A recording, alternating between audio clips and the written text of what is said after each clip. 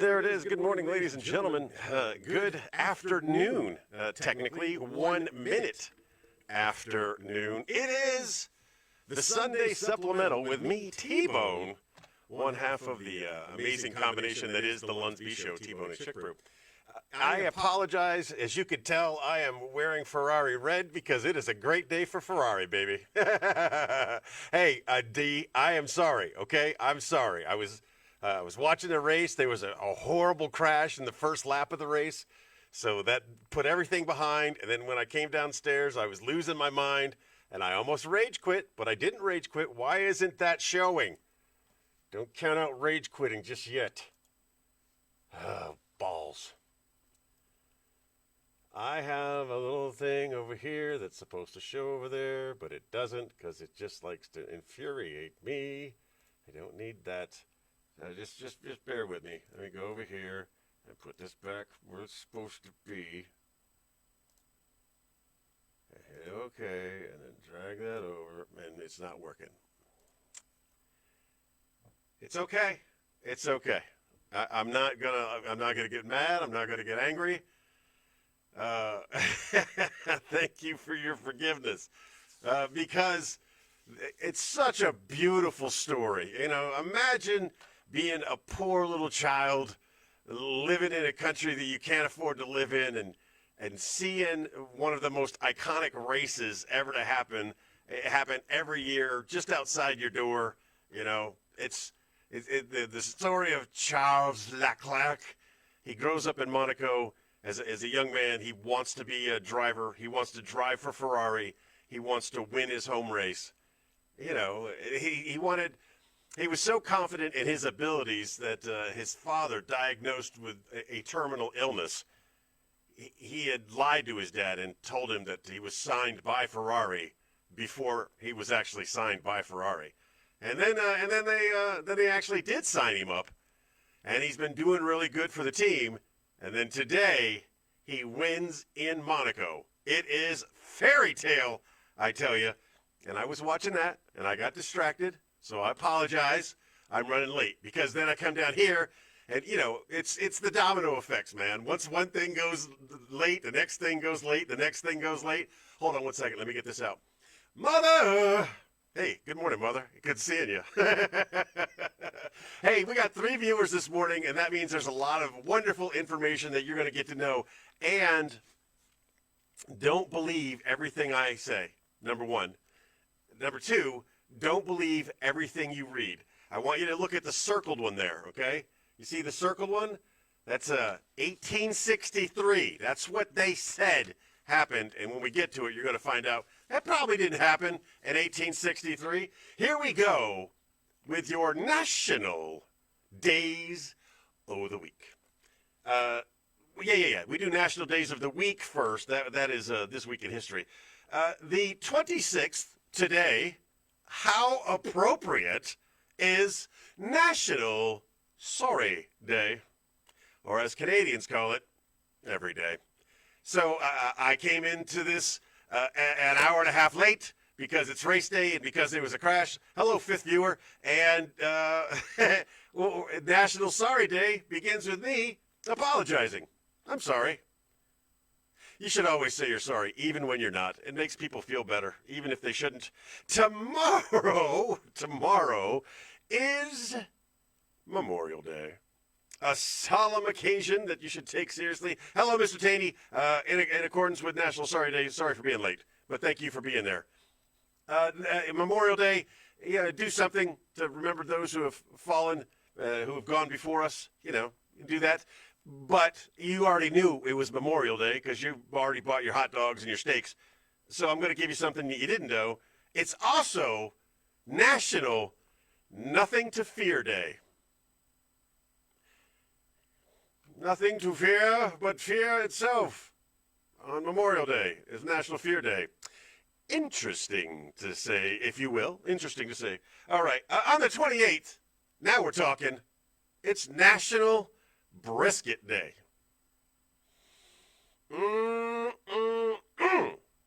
Love me a good brisket. I got ribs. I need to cook those. She got a really good deal on ribs. So I got to go cook those. It's not a brisket, and it's not the 28th. But I'm sorry. That's going to be the theme for today. Moving on to the 29th. I don't know what that is. The 29th. I can't read my own writing. I don't know. You know what? I'm skipping it because I don't know what it was.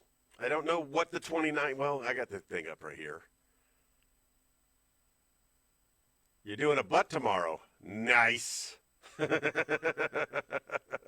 I don't know what the 29th is, and I don't have it up. So, you know what?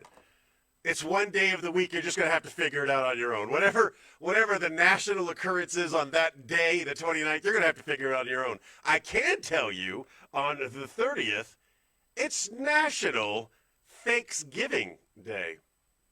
Sometimes I have to look these things up to see if they're true. And Thanksgiving is a real thing that's done exactly like Thanksgiving, except instead of thanks, they just replaced everything with fakes. You still have a Thanksgiving turkey, and you still give fakes for all the things you're fakeful for. It's just a reason to get the loved ones together and have thanks. Sorry. On the 31st, the last day of May, if you got 'em, flaunt 'em, baby. It's National Smile Day. I know that's going to look freakish when you see it, because it felt freakish while I was doing it. Yes, National Smile Day. Now, I told you that there were a whole bunch of national days in April, and there were a whole bunch of national days in May. There are not as many national days in June, but June the 1st had the longest list of things attributed to it that I have ever seen in the calendar year. 105 national things are occurring on June the 1st. And the third one the third one down the list was National Olive Day. Get yourself some olives. What is, you think olives and you're just like, it's an olive. But, olives, especially if they're stuffed with garlic, they're the big, fat, green ones, stuffed with a clove of garlic inside. Oh, mamma mia. A delight. What's your favorite olive out there? Do you have one? Is there an olive combination? You ever tried the olive salad, the muffaletta? Forget about it. That thing is amazing. That has been your national days o' the week. And now it's time for a community service note. That's not working. That's great to know. Jeez, it's always something. Here we go. The June the 8th. I tried to get one that was a little bit further out so I'd have time to advertise it for them. Not that they really need advertising. These things tend to sell out. I told you that's next Saturday, June the 8th. I told you the firefighters here in central Pennsylvania love to raise money. I don't know what they're raising money for, but they love to do it. They like to cook some food and sell some food, and they love their bingos and their raffles. And once again, the fire department is doing something. This is one that I have personally partaken in next Saturday, June the 8th, starting at 10 o'clock and going until they sell out. It's a barbecue chicken sale. For $12 whole, you get one half a chicken, a baked potato, some applesauce, and a roll with butter. Proceeds support Enola Fire Company number 3, Volunteer Fire Company number 3. That is going to be happening at 715 Wirtsville Road, or to help you better, it's the Financial Credit Union, the AmeriCorps, or whatever it is, but it's right there on East Penn Road and Wirtsville Road. Olive Garden. I will forgive you for that. Jersey has the trash business. Pennsylvania has raffles. True, true. Recently, our trash business has been turned over to the Jersey people. You knew it was bad when they told you that the people that are taking over your trash contact are. They put this in writing. Reputable. Reputable. Moving on. All right, we do this one. We do three things when we do the supplemental. We try to do it at 10:30 on Sundays, with the exception of race day.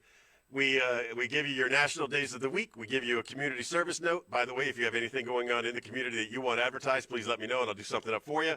And then we do This Week in History. When we do This Week in History, we try to turn it into a trivia-styled contest, but I have to be mindful and aware that you are on a serious time delay of about 15 seconds. And I'm not going to sit here in silence for 15 seconds on every one of these. I'm going to give you the question, give you an appropriate time to respond, start feeding you some clues, and then eventually give up on you if you can't get it right. Is everybody ready to play? Raise your non-firing hand if you're ready to play. All right, here we go. In 1939, these two countries agreed to a military and political alliance. It's 1939. These two countries agreed to a military and political alliance. They would be known as the Axis powers. There were only three of them, but in 1939, these two get together. The third one is years later in Asia. These two countries are in Europe. The clock is ticking. I've given you about as many clues as I could give you without, giving it away. These two countries form the Axis powers, 1939. Wrong guesses are appreciated, okay? It gives me something to talk about. Germany and Italy. Mr. Taney for the win. That is correct. 1 point to you, sir. Good job. 1979, this rock star files for bankruptcy in order to free himself, free being an operative word here, free himself from his contract with Shelter Records.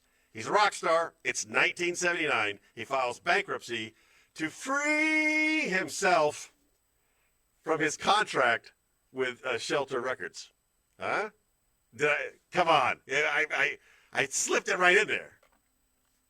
Because I'm free. Who could this rock star in 1979 be that filed for bankruptcy in order to get out of his contract with Shelter Records? He is a famous California man. He is deceased, no longer with us, dying within the last couple of years. But in 1979, he wasn't dead because he filed for bankruptcy. Mr. Taney, again, that is correct. It was Tom Petty. In Irwin, Pennsylvania, and again, I'm getting to know the customs of living in the state of Pennsylvania. Some of them are strange to me. In 1994, a man in Irwin, Pennsylvania, was buried in what? He was buried in something, obviously not a casket. If it was a casket, it wouldn't be a news story. It's 1994. It's Irwin, Pennsylvania. And the man is buried in what? The first clue is it wasn't a coffin. Free-falling guy. Yes, D, you are correct. Mr. Morgan comes in with the correct answer. It was a car. Mr. Taney, a more specific answer. It was a Corvette. You want to really impress me? What year and what color was the Corvette? Because I have that information available to me. Yeah, got himself buried in a Corvette. I wonder if it was convertible. I actually kind of wonder how that happened. In 1868, this president is acquitted in a Senate impeachment trial. It was not 63 or blue, but the great guesses. It was 84 and it was white, but the good guess. This president was acquitted in 1868 after the Senate impeached him. Now, he was the first president to be impeached. If you don't remember the process of impeachment, first they impeach you, and then they try to fire you. You know, they impeach you, and then they kick you out. And it doesn't really happen. A lot of people get impeached. Nobody gets kicked out. One half. It's all carrot, no stick. That's what I'm saying. This president, 1868, is acquitted in a Senate impeachment trial. If you knew who the president was. If you know who the first president to be impeached was, you would know. If you know who the second president to be impeached was, that was Bill Clinton. And the third president, and reigning impeachment champion of the world, Donald Trump. 2.5. He got 2.5 impeachments. No takers? Nobody's even going to throw out a couple of names of presidents out there? Correct. You know, as a self-taught political science major, Mr. McLean, good job. It was Andrew Johnson. I'm going to give you this one. It's a little bit out of order, but it's okay. This automaker is formed in 1937. Yes. The People's Wagon, as it is known in the language of the country in which it was created, this car company is created in 1937 by das German government, and this car company is still around today. It is Volkswagen. Good job. Now, and here, in case you missed it, in case you came in late, I'm going to show it to you again. Look at the one that's circled there. See that? 27/1863. You see that? This is what it said happened in 1863. I'm not even going to turn this into a question, okay? I'm just going to read it to you because it's that silly. Bob Dylan's breakthrough album, The Freewheelin' Bob Dylan, is released on 27 May 1863. I don't believe that fact to be true. I believe maybe 1963. Bob Dylan, 1963. That sounds about right. Yeah, they were only off by 100 years. And that, ladies and gentlemen, has been the supplemental. I found out that if I turn this light right into my eyeballs, I can see a bunch of stars, number one. Number two, I fixed that background thing I was having an issue with. So yay me for that. This was good. Bullshito. This was fun. It was great. Sorry I was late. Remember, today's National Sorry Day. Get those sorries out of your system. Tomorrow, Memorial Day. Do something memorial like-esque if you have the opportunity. As always, thanks for watching. Thanks for listening. New episode should be recorded today.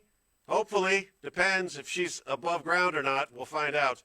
As always, I remind you, just be the best person that you can be. If you were a great person today, be an even better person tomorrow. ChickBrew sends her love, and that's all.